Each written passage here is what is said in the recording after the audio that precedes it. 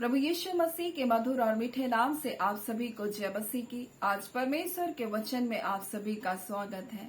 परमेश्वर पिता आज अपने वचनों के द्वारा आप सबको बहुत आयत से आशीष को दे। पिता परमेश्वर आज अपने वचनों के द्वारा आपसे बोले और बातचीत करे। आज हम परमेश्वर के वचन से मत्ती 12 अध्याय उसके हम लोग 36 और 37 को देखेंगे, जहाँ इस प्रकार से लिखा है, और मैं तुमसे कहता हूँ जो जो निकम्मी बातें मनुष्य कहेंगे, न्याय के दिन वे हर एक उस बात का लेखा देंगे, क्योंकि तू अपनी बातों के कारण निर्दोष और अपनी ही बातों के कारण दोषी ठहराया जाएगा। और परमेश्वर पिता आज अपने वचनों के द्वारा में कुछ बातों को बताना चाहता है, और वो है हमारा मुंह।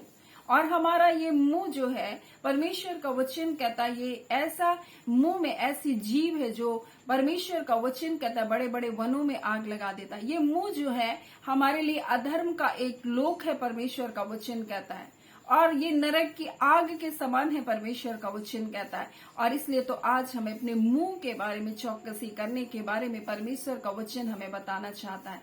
कई बार हम अपने मुंह की सामर्थ को नहीं समझते, और इसलिए तो परमेश्वर का वचन हमें आज कुछ बातों को बताना चाहता है। जब हम उत्पत्ति पहला अध्याय उसके 26 को जब पढ़ेंगे, तब परमेश्वर जब मनुष्य की रचना करने वाला था, मनुष्य को जब बनाने वाला था, तब परमेश्वर ने कहा हम मनुष्य को अपने स्वरूप अपनी समानता में बनाए। और परमेश्वर पिता, प्रभु यीशु मसीह, पवित्र आत्मा पिता वहां आपस में बातचीत कर रहे हैं, और इस प्रकार से वो कहता है हम मनुष्य को अपने स्वरूप अपनी समानता में बनाए, यानी कि उसने अपने वचन के द्वारा हमारा नया जन्म को किया। हम एक नई सृष्टि को परमेश्वर ने हमको बनाया। हमारा पाप में जीवन खत्म हो गया जब हम यीशु मसीह को स्वीकार किए। हमें मसीह की धार्मिकता में ले आया गया। हमने गलतियां किया, हमने गुनाह किया, हमने आज्ञा को तोड़ा, और हम परमेश्वर की उपस्थिति से दूर चले गए थे। परंतु यीशु मसीह में हम एक नई सृष्टि को परमेश्वर ने बनाया, और जब हम नई सृष्टि, तो वो अधिकार जो परमेश्वर ने आदम की वाटिका में मनुष्य को बनाने के बाद उस अधिकार को दिया, वो अधिकार हमारे जीवन में आया। और इसलिए यीशु मसीह ने कहा मैंने तुम्हें शत्रु की सारी शक्ति पर क्या दिया है, बोलता है सामर्थ को दिया। उसके मैंने तुमको सारा अधिकार को दिया है, बोलता है उसकी सारी ताकत के ऊपर, उनकी सारी सामर्थ के ऊपर मैंने तुमको अधिकार को दिया, परमेश्वर का वचन कहता है।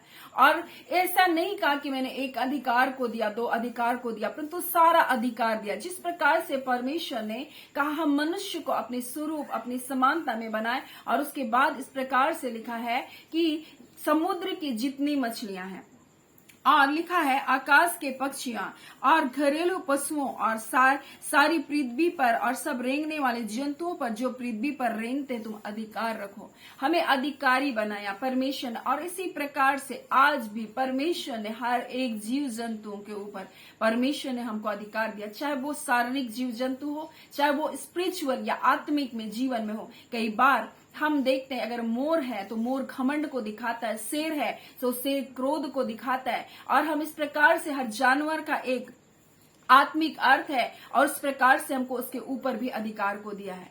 और परमेश्वर इसलिए हमसे कहता है कि मैं तुम्हारे मुंह के फल का सृजनहार परमेश्वर हूं, और परमेश्वर ने हमको अधिकारी के तौर पर परमेश्वर ने हमको इस पृथ्वी पर रखा। और इसलिए तो परमेश्वर का वचन कहता है सृष्टि भी बड़ी आशा भरी नजरों से परमेश्वर के पुत्रों के प्रकट होने की बात जोड़े, ताकि वो भी उस छुटकारे को प्राप्त कर सके। मेरे प्रियो, परमेश्वर ना सिर्फ हमारा छुटकारा किया, परंतु वह सारी पृथ्वी जो आज भी बंधन और बंधुआई में है, आज भी लोगों ने क्या किया, जीव जंतुओं को अपना ईश्वर मान लिया।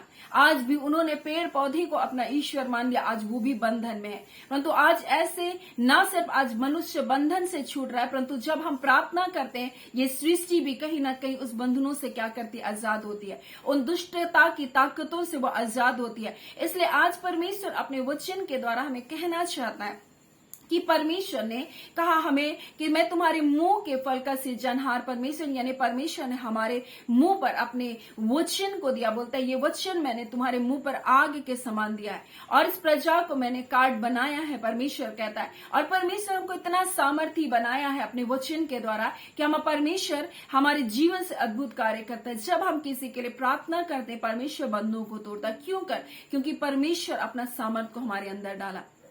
और इसलिए जीव के बस में परमेश्वर का वचन कहता है जीवन और मृत्यु दोनों में, और जो इसको काम में लाने जानता वो उसका फल भी भोगेगा। यानी जीव के बस में परमेश्वर ने सब कुछ कर दिया। इसलिए परमेश्वर कहता है इसी जीव से अगर तुम निकम्मी बातों को कहोगे, तुम गलत बातों को कहोगे, तो इसका न्याय के दिन में क्या किया जाएगा? न्याय किया जाएगा। परमेश्वर आपके जीवन में आपके जीवन को ब्लेस करने के लिए आपके मुंह को भी इस्तेमाल कर सकता है। आप सोचते हैं लोग दूसरे आकर मेरे जीवन को ब्लेस करें, लेकिन आप प्रतिदिन अपने जीवन को आशीषित कर सकते हैं अपने जीवन के लिए अच्छा बोलकर। कई बार लोग अपने लिए कभी भी अच्छा नहीं बोलते, अपने जीवन को आशीष को नहीं देते, अपने लिए चंगाई की घोषणा को नहीं करते, अपने लिए भलाई की वो घोषणा को नहीं करते, और वो केवल अपने लिए बुरा और बुरा ही सोचते। सुबह उठते हैं और वो सोचते हैं कि आज सिर्फ बुराई होगा, आज का दिन ही खराब। वो अपने मुंह से बोलते हैं कि आज का दिन खराब होगा, तो उनका दिन क्या होता है? खराब होता है, क्योंकि वो अपने मुंह से ऐसे ही अंगीकार करते। कुछ लोगों का जीवन कभी भी नहीं बदलता। अगर ऐसे लोगों को आप देखेंगे तो आप उसके मुंह के शब्दों को आप ध्यान दीजिए कि वो अपने मुंह से हमेशा गलत बातों को अपने लिए कहते हैं। अपने जीवन को वो क्या करते हैं? श्रापित करते रहते हैं, और ऐसा करने से वो अपने जीवन में कभी भी आशीष, उन भलाई, उन छुटकारे को नहीं दे सकते। इसलिए परमेश्वर का वचन कहता है जो कुछ निकम्मी बातें मनुष्य कहेगा, न्याय के दिन बोलता है परमेश्वर उनका क्या करेगा? लेखा लेगा। और इसलिए उसका वचन कहता है कि मैं तुमसे कहता हूं जो निकम्मी बातें मनुष्य कहेगा, न्याय के दिन हर एक उस बात का लेखा देंगे, क्योंकि तू अपनी बातों के कारण निर्दोष और अपनी बातों के कारण दोषी ठहराया जाएगा। और कई बार हम ऐसा सोचते हैं कि प्रभु हम झूठे भविष्यवक्ताओं को कैसे पहचाने, हम कैसे क्या चिन्ह है? परमेश्वर का वचन स्पष्टता से हमें इस बात को सिखा रहा है कि अगर पेड़ को अच्छा कहो तो उसके फल को भी अच्छा कहो। तुम उसके फलों से उनको पहचानोगे, तुम उनके बातों से, उनके शब्दों से तुम उनको पहचान सकते हो, क्योंकि परमेश्वर का वचन कहता है अगर पेड़ अच्छा है तो उसका फल भी अच्छा है। और इसलिए परमेश्वर का वचन कहता है कि पेड़ अगर निकम्मा कहो तो उसके फल को भी निकम्मा कहो, क्योंकि पेड़ जो है अपने फलों से पहचाना जाता है। और इसलिए परमेश्वर का वचन कहता है सांप के बच्चों तुम बुरे होकर कैसी अच्छी बातें कह सकते हो, क्योंकि जो मन में भरा है वही मुंह में आता है, और जो कुछ मन में भरा है वही मुंह में आता है। और इस प्रकार से आप जान जाओगे कि वो झूठे भविष्यवक्ता या सच्चे भविष्यवक्ता। और इसलिए परमेश्वर का वचन हमें मत्ती को जब हम लोग देखते हैं 7वां अध्याय तो उसका 15 में लिखा हुआ है, झूठे भविष्यवक्ताओं से सावधान रहो, वो भेड़ों के भेष में तुम्हारे पास आते हैं और अंतर में फाड़ने वाली भेड़ियां हैं, और उनके फलों से तुम उनको पहचान लोगे। क्या झाड़ियों में अंगूर और ऊंट कटारों में अंजीर तोड़ते हैं? इसी प्रकार से हर एक पेड़ अच्छा फल लाता है और निकम्मा पेड़ बुरा फल।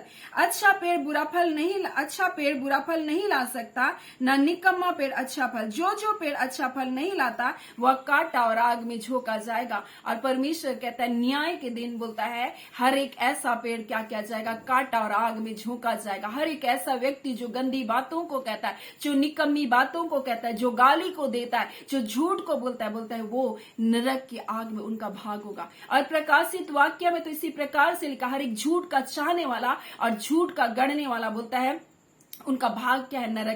नरक की आग है, परमेश्वर का वचन कहता है। इसलिए आज परमेश्वर ने जो आपको अपने परमेश्वर का वचन जो कहता है, आपको परमेश्वर ने जो सामर्थ्य बनाया, परमेश्वर ने जो अधिकार को आपको दिया, परमेश्वर ने जो आशीषों का भागीदारी आपको बनाया अपने बेटे यीशु मसीह में, आप अपने मुंह की चौकसी करें कि आपका मुंह किस प्रकार से शब्दों को निकाल रहा है। क्या आप अपने जीवन के लिए केवल निराशा की बातों को करें? क्या अपने जीवन को सिर्फ स्थापित करें? ये शत्रु आपके जीवन से हमेशा गलत बातों को बुलवाएगा, वो आपको नकारात्मक चीजों को, झूठी बातों को दिखाएगा, वो झूठी बातों को सुनाएगा। और आप ऐसा ना बोले, परंतु आप वो बोले जो परमेश्वर का वचन आपके लिए कहता है, आपके जीवन की आशीषों के लिए कहता है। और इसलिए तो परमेश्वर का वचन हमसे कहता है कि हम अपने मुंह की चौकसी करना है। और इसलिए तो उसका वचन कह रहा है कि जो निकम्मी बातें मनुष्य कहेगा, न्याय के दिन उसका क्या किया जाएगा? लेखा लिया जाएगा। परमेश्वर का वचन तो अपनी ही बातों के कारण, अपनी जो बात आप बोल रहे उसी बात के कारण या तो आप दोषी ठहराएंगे जाएंगे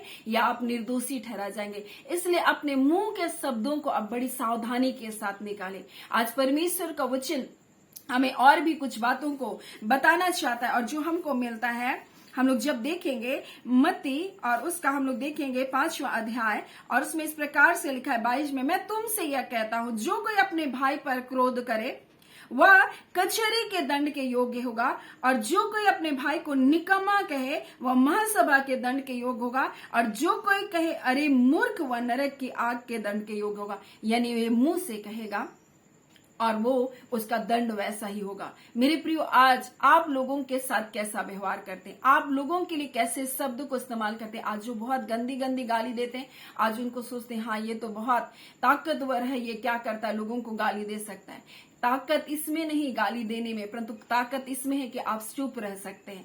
ताकत इसमें लगता है कि आप झूठ ना बोले। झूठ बोलने के लिए कोई ताकत नहीं लगता, अच्छा काम करने के लिए ताकत लगता है, बुरा काम करने के लिए कोई ताकत नहीं लगता। मेरे प्रियो, जब लोग झूठ बोलते हैं, दूसरों को दगा देते हैं, बड़ी आसानी से देते हैं, लेकिन उसी जगह अगर आपको भलाई करना होगा तो बहुत तकलीफ लगता है कि हम लोगों के साथ कैसे भलाई करें। और वो भलाई, आप हजारों झूठ बोल सकते हैं, लेकिन एक सच बोलने के लिए मनुष्य को क्या लगता है, ताकत लगता है, बहुत हिम्मत लगता है। इसलिए मनुष्य एक झूठ को छुपाने के लिए कई झूठ को बोलता है। क्योंकि उनको झूठ बोलना आसान लगता है।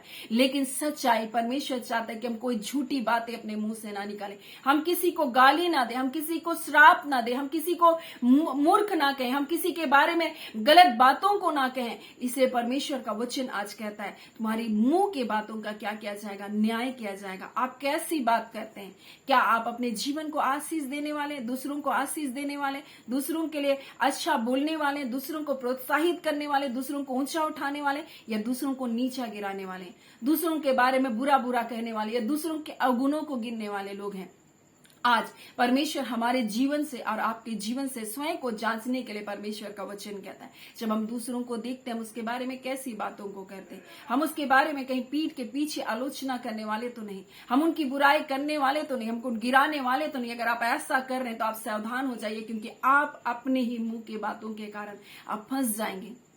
और परमेश्वर आपके मुंह के बातों का क्या करेगा, न्याय करेगा। परमेश्वर ने आपको अपने बेटे यीशु मसीह में बुलाया है, आपको अधिकार दिया है, आप अधिकार रखें। उन घमंड पर, अहंकार की बातों पर, वो क्रोध पर, वो शत्रु की सारी सामर्थ पर परमेश्वर ने आपको अधिकार दिया। और परमेश्वर चाहता है कि आप इनके ऊपर जय को पाएं, इनसे हारे ना। कई बार लोग क्रोध में आकर के अपने जीवन को क्या करते हैं, श्रापित करते, क्रोध में आकर दूसरों के जीवन को श्रापित करते। नहीं, परमेश्वर का वचन कहता है कि जहां मनुष्य का क्रोध होता वहां परमेश्वर का प्रेम निर्वाह नहीं कर सकता, परमेश्वर का प्रेम वहां नहीं रह सकता। इसलिए अपने जीवन को जांचे। परमेश्वर ने कहा मैं तुमको सारे जीव जंतुओं के ऊपर अधिकार दिया, तुम उसको अपने वश में कर लो। ये आपके जीवन पर अधिकार नहीं करना चाहिए, आपको उसके जीवन पर अधिकार करना है। और परमेश्वर ने आपको फलवंत होने की आशीष दिया। आप अपने मुंह से अपने आप को आशीषित करें। आप फलवंत हैं, आप आशीषित हैं। आप नीचे रहने के लिए नहीं बुलाए गए, आप रोने के लिए नहीं बुलाए गए, आप तड़पने के लिए केवल नहीं बुलाए गए, परंतु उन आशीषों को जो परमेश्वर ने आपके लिए रखा, आप उसका आनंद उठाने के लिए आप बुलाए गए हैं। सो परमेश्वर पिता इन वचनों के द्वारा आप सबको बहुत आयत से आशीष को दे। आमीन। आइए हम प्रार्थना करेंगे।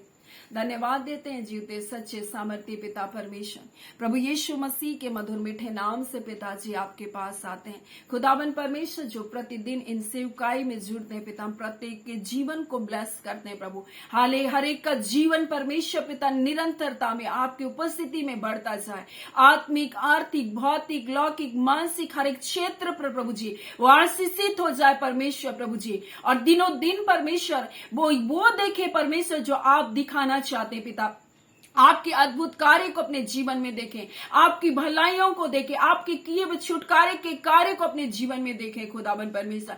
आपकी अद्भुत सुरक्षा को देखें परमेश्वर। हाँ पिता परमेश्वर, आपकी ब्लेसिंग को देखें परमेश्वर प्रभु जी। आपके हाथों के कार्य को देखने वाले बन सके पिता परमेश्वर। और पिता परमेश्वर, आपकी उपस्थिति में आनंदित रहे परमेश्वर। आपकी उपस्थिति में परमेश्वर ये बने रहे खुदावन परमेश्वर। हाँ पिता, अपने जीवन के अंतिम समय परमेश्वर पिता, अपने अंतिम समय तक ये विश्वास योग्य बने रहे खुदावन परमेश्वर, और आपकी महिमा का कारण बने खुदावन परमेश्वर। आपके बेटे यीशु मसीह में अपने लोगों को आपने धर्मी बनाया, और आप नहीं चाहते परमेश्वर कि मनुष्य हाँ पिता, अपने मुंह का गलत इस्तेमाल करें, क्योंकि आपने मनुष्य को अपने स्वरूप अपनी समानता में बनाया और उनको अधिकार को दिया। प्रभु आज इस अधिकार को जानते हो अपने जीवन को ब्लेस करे, लोगों को ब्लेस करे, ना कि पिता बुराई को करते रहे। खुदावन परमेश्वर प्रभु जी, हम आपका धन्यवाद देते हैं, निश्चय करके अपने लोगों से आपने बोला और बातचीत किया। इस घड़ी हम प्रार्थना करते हैं खुदावन परमेश्वर, जिन बच्चों का विवाह नहीं हुआ और उनके माता पिता चिंता कर रहे, खुदा यीशु के नाम से योग्य जीवन साथी आने पाए। खुदावन परमेश्वर, जिनका परिवार उजड़ चुका प्रभु, जो परमेश्वर प्रभु टूट चुका है परिवार प्रभु, उनके परिवार को अब बसाइए खुदावन यीशु के नाम से। हाँ पिता परमेश्वर, जो लोग पाप और बुराई के बंधन में चले गए प्रभु, हाँ पिता बैकस्लाइड हो गए प्रभु जी, पापों में गुम हो गए प्रभु, शत्रु ने बड़े फंदे में उनको फंसा कर बुराई की ओर लेकर गया प्रभु, आज हर बंधन टूटे यीशु के नाम से। ऐ खुदावन परमेश्वर, अपने धर्म मैदानी हाथ को बढ़ाकर वो जो गिर चुके हैं परमेश्वर बुराइयों में, परमेश्वर उन्हें निकाल बाहर कीजिए अपने अनुग्रह के द्वारा परमेश्वर। हाँ पिता परमेश्वर प्रभु, शत्रु की सारी योजनाओं को हम तोड़ते हैं प्रभु जी, अंधकार की सारी शक्तियां तेरे लोगों के जीवन से टूटे परमेश्वर, और इसी घड़ी परमेश्वर आपके अनुग्रह के द्वारा मसीह यीशु की धार्मिकता में आए परमेश्वर पिता, और पिता आपके प्रेम को पहचान सके कि आप उनसे प्रेम करते हैं। आप नहीं चाहते परमेश्वर के पापों में मर जाए खुदा, आप नहीं चाहते कि गुनाहों में अपने जीवन को खत्म कर ले, ये आप नहीं चाहते परमेश्वर यह सुताओं में अपने जीवन को जिए प्रभु जी। हर बंधन यीशु के नाम से हम तोड़ते हैं प्रभु जी, और ड्रग्स के बंधन, शराब के बंधन, व्यभिचार के बंधन, झूठी आत्माओं के बंधन टूटे यीशु के नाम से प्रभु जी। अपने सत्य की आत्मा के द्वारा, अपने सत्य वचन के द्वारा अपने लोगों की अगुवाई करे पिता। हाँ पिता परमेश्वर पिता, आपका अनुग्रह, आपकी दया, आपकी कृपा दृष्टि परमेश्वर पिता हर एक मनुष्य के जीवन पर बनी रहे।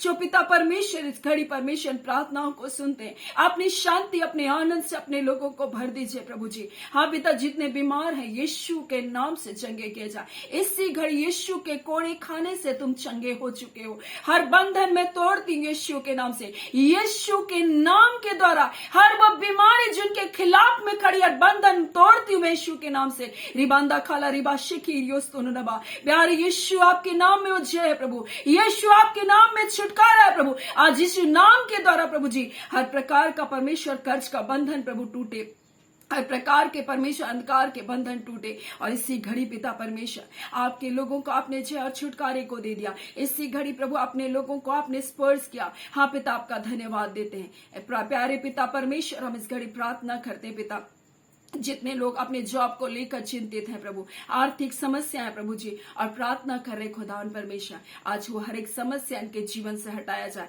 वो पहाड़ यीशु के नाम से प्रभु उनके जीवन से प्रभु जी आज दूर होने पाए। वो पहाड़ को परमेश्वर जिनके सामने खड़ा है, बेरोजगारी का पहाड़, हर बंधन को हम तोड़ते हैं यीशु के नाम से। रिबांदा खाला रिवाशी की पिता, आपके बच्चे परमेश्वर प्रभु काबू के समान उड़ने के लिए बुलाए गए। रिबांदा खाला रिवाशी की और इसी घड़ी परमेश्वर हम उस ऊंचाई की घोषणा करते हैं इनके जीवन के लिए पिता। हाँ पिता परमेश्वर प्रभु जी, आप अपने लोगों को ऊंचा उठा रहे प्रभु, आपका धन्यवाद। प्यारे पिता, आप अपने लोगों से बोले और बातचीत की, आपका धन्यवाद। आपने प्रार्थना को सुना पिता, आपका धन्यवाद। प्रार्थना यीशु के नाम से मांगते हैं, दया सुने अनुग्रह से ग्रहण कर लीजिएगा, आमीन। परमेश्वर पिता आप सबको बहुत दया से आशीष को दें, आमीन।